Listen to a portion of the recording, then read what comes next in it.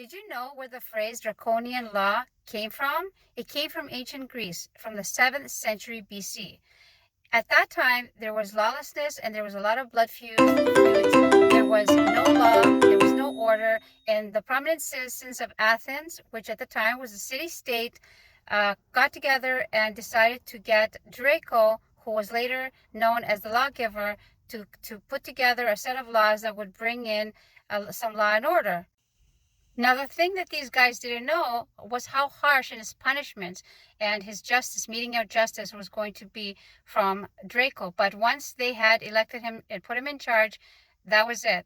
And also, the laws that he implemented were the foundation for what later became more solid laws that Solon based his laws on. And also, it was the foundation for the democracy that later came to be known in ancient Athens and Greece in general. So what they didn't realize at the time, that some of the punishments were going to be very disproportionate to the crime, or at least according to us in this day and age. Maybe at that time they thought it was perfectly fine. But for example, if you had stolen a cabbage, you could have been put to death. If you had been found guilty of being in debt, you could have been sold into slavery.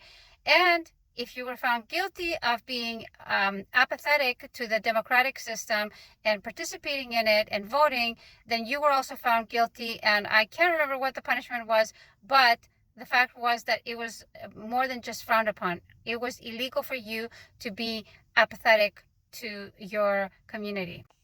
Now, off topic for just a second, imagine in the world that we live in today with 7 billion people roughly, if every person thought to themselves, one person can make a difference. And I, in my opinion, think so, that one person can make a difference. But if you look at it from the other perspective, if 7 billion people thought one person cannot make a difference, that mindset makes all the difference in the world. Back to Draco. Okay, so the phrase Draconian law came to become synonymous with a justice that was meted out that was disproportionate to the crime that was committed.